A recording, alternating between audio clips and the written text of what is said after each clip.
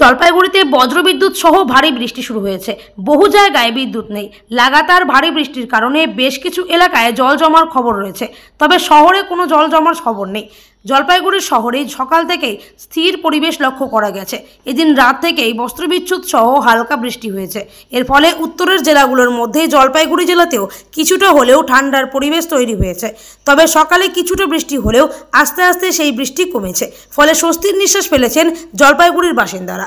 বৃষ্টি হওয়ার ফলে অনেক মানুষই তাদের গন্তব্যস্থলে যেতে কিছুটা হলেও দেরি হয়েছে। তারা মনে করছেন এই ধরনের বৃষ্টি তাদের অনেকটাই ভালো হচ্ছে।